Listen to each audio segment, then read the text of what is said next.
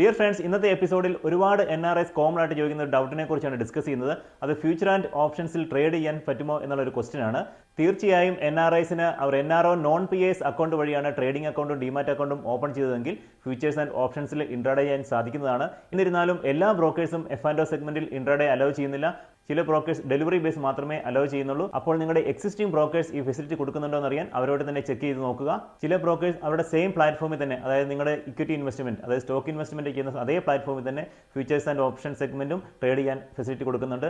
അതേസമയം discount ബ്രോക്കേഴ്സായ Zerodha fires ഒക്കെ ഒരു കസ്റ്റഡിയൻ പാർട്ടിസിപ്പന്റുമായി ടൈപ്പ് ചെയ്താണ് F&O സെഗ്മെന്റിനുള്ള ഫെസിലിറ്റി തരുന്നത്. ഓർബിസ് ഫിനാൻഷ്യൽ ലിമിറ്റഡ് ആണ് സിറോദയുടെയും ഫയേഴ്സിൻ്റെയൊക്കെ കസ്റ്റഡിയൻ പാർട്ടിസിപ്പന്റായിട്ട് വർക്ക് ചെയ്യുന്നത്. അപ്പോൾ ഇന്നത്തെ എപ്പിസോഡിൽ സിറോദയും ഫയേഴ്സും വഴി എങ്ങനെയാണ് F&O സെഗ്മെന്റിൽ ട്രേഡ് ചെയ്യുന്നതാണ് ഡിസ്കസ് ചെയ്യുന്നത്. Friends, my name is Joby George. Welcome to jobs corner. ഏറ്റവും ആദ്യം ഫയേഴ്സ് വഴി എങ്ങനെയാണ് ഡെറിവേറ്റീവ് സെഗ്മെന്റ്, അതായത് F&O സെഗ്മെന്റ് ആക്ടിവേറ്റ് ചെയ്ത് നോക്കാം. നിങ്ങൾ അക്കൗണ്ട് ഓപ്പൺ ചെയ്യുന്ന സമയത്ത് തന്നെ ഡെറിവേറ്റീവ് സെഗ്മെന്റ് നിങ്ങൾക്ക് സെലക്ട് ചെയ്യാം. പക്ഷേ നിങ്ങൾ ഡെറിവേറ്റീവ് സെഗ്മെന്റ് സെലക്ട് ചെയ്യുന്നുണ്ടെങ്കിൽ തീർച്ചയായിട്ടും 6 മന്ത് ബാങ്ക് സ്റ്റേറ്റ്മെന്റ് നിങ്ങൾ പ്രൊവൈഡ് ചെയ്യേണ്ടതാണ്. നിങ്ങൾക്ക് മറ്റേതെങ്കിലും ബാങ്കിൽ NRI അല്ലെങ്കിൽ NRO ബാങ്ക് അക്കൗണ്ട് ഉണ്ടെങ്കിൽ അതിന്റെ 6 മന്ത് സ്റ്റേറ്റ്മെന്റ് പ്രൊവൈഡ് ചെയ്താൽ മതി. ഫോർ എക്സാമ്പിൾ, ചിലർക്ക് അക്കൗണ്ട് ഓപ്പൺ ചെയ്യുന്ന സമയത്ത് പുതിയ NRO അക്കൗണ്ട് ആയിരിക്കും, 6 മന്ത് സ്റ്റേറ്റ്മെന്റ് ഉണ്ടാകില്ല. അങ്ങനെയുള്ള കേസിൽ അവർക്ക് ഡെറിവേറ്റീവ് സെഗ്മെന്റ് ആക്ടിവേറ്റ് ചെയ്യാൻ സാധിക്കുന്നതല്ല. അപ്പോൾ നിങ്ങൾക്ക് മറ്റൊരു ബാങ്ക് അക്കൗണ്ടിൽ 6 മന്ത് ബാങ്ക് സ്റ്റേറ്റ്മെന്റ് ഉണ്ടെങ്കിൽ അത് പ്രൊവൈഡ് ചെയ്താൽ മതി. ഇനി അതുമില്ലെങ്കിൽ നിങ്ങൾ അക്കൗണ്ട് ഓപ്പൺ ചെയ്തതിന് ശേഷം എപ്പോഴാണോ നിങ്ങൾക്ക് 6 മന്ത് ബാങ്ക് സ്റ്റേറ്റ്മെന്റ് കിട്ടുക ആ സമയത്ത് 6 മന്ത് ബാങ്ക് സ്റ്റേറ്റ്മെന്റ് സബ്മിറ്റ് ചെയ്താൽ മതി. അപ്പോൾ F&O സെഗ്മെന്റ് നിങ്ങൾക്ക് ആക്റ്റീവായിട്ട് കിട്ടുന്നതാണ്. ഇത് രണ്ട് സെപ്പറേറ്റ് പ്ലാറ്റ്ഫോം ആയിരിക്കും. ഇക്വിറ്റി ട്രേഡിങ്ങിന്, അതായത് നിങ്ങൾക്ക് സ്റ്റോക്ക് ഇൻവെസ്റ്റ്മെന്റ് ഒരു പ്ലാറ്റ്ഫോമും അതേപോലെ F&O സെഗ്മെന്റ് ഡിഫറെൻറ്റ് പ്ലാറ്റ്ഫോമാണ് ഉണ്ടാകുക. നിങ്ങളുടെ ഇക്വിറ്റി അക്കൗണ്ട് ഓപ്പൺ ചെയ്തതിന് ശേഷം 7 to 10 വർക്കിംഗ് ഡേയ്സിനുള്ളിൽ തന്നെ നിങ്ങളുടെ F&O സെഗ്മെന്റും ആക്ടിവേറ്റ് ആയിട്ട് കിട്ടുന്നതാണ്. രണ്ട് സെഗ്മെന്റിന് സെപ്പറേറ്റ് പ്ലാറ്റ്ഫോം ആയതുകൊണ്ട് തന്നെ ഫണ്ട് ആഡ് ചെയ്യുന്നതും സെപ്പറേറ്റ് ആയിട്ട് തന്നെ ആഡ് ചെയ്യേണ്ടതാണ്. ഫയേഴ്സിൽ F&O ബ്രോക്കറേജ് ചാർജ് എന്ന് പറയുന്നത് 100 rupees പെർ എക്സിക്യൂട്ടഡ് ട്രേഡ് എന്ന രീതിയിലാണ്.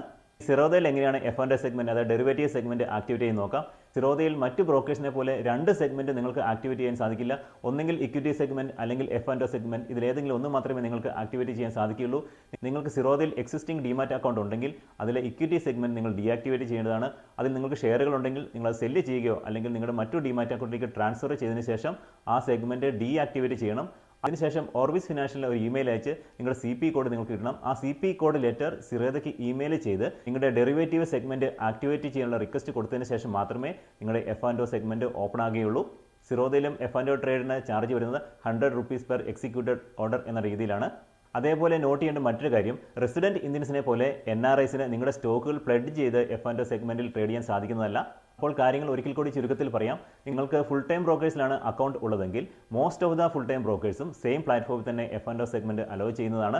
എന്നിരുന്നാലും എല്ലാ ഫുൾ ടൈം ബ്രോക്കേഴ്സും F&O സെഗ്മെന്റിൽ ഇൻട്രാഡേ അലോ ചെയ്യുന്നില്ല, ഡെലിവറി ബേസ് മാത്രമേ അലോ ചെയ്യുന്നുള്ളൂ. എന്നാൽ ഡിസ്കൗണ്ട് ബ്രോക്കേഴ്സ് വഴിയാണ് F&O സെഗ്മെന്റ് ആക്ടിവേറ്റ് ചെയ്യുന്നതെങ്കിൽ ഒരു കസ്റ്റഡിയൻ പാർട്ടിസിപ്പന്റ് ആവശ്യമാണ്. അങ്ങനെ വരുമ്പോൾ ഇക്വിറ്റി സെഗ്മെന്റും F&O സെഗ്മെന്റും ഡിഫറെൻറ്റ് പ്ലാറ്റ്ഫോം ആയിരിക്കും ഉണ്ടാകുക. അപ്പോൾ നിങ്ങളുടെ ബ്രോക്കേഴ്സ് ഏത് ഫെസിലിറ്റിയാണ് തരുന്നത്, എന്തൊക്കെ ഫെസിലിറ്റിയാണ് തരുന്നതെന്ന് അവരോട് തന്നെ ചെക്ക് ചെയ്യുക. അപ്പോൾ ഇത്രയൊക്കെ കാര്യങ്ങളാണ് F&O സെഗ്മെന്റിനെ കുറിച്ച് പറയാനുള്ളത്. നിങ്ങൾക്ക് ഇനിയും സംശയങ്ങളുണ്ടെങ്കിൽ കമന്റ് ബോക്സിൽ ചെയ്യുക. അതേപോലെ മറ്റ് ബ്രോക്കേഴ്സ് വഴി F&O സെഗ്മെന്റ് ട്രേഡ് ചെയ്യുന്നവർ അവരുടെ അനുഭവങ്ങളോട് പങ്കുവയ്ക്കുക.